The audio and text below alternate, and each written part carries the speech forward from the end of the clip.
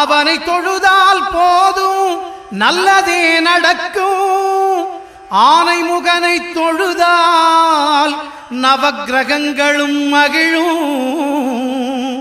நல்லதே நடக்கும், நல்லதே நடக்கும்.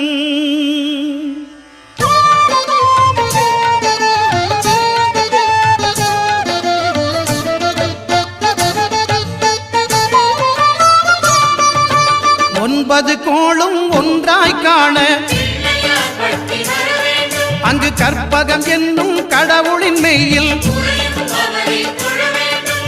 ஒன்பது கோளும் ஒன்றாய் காண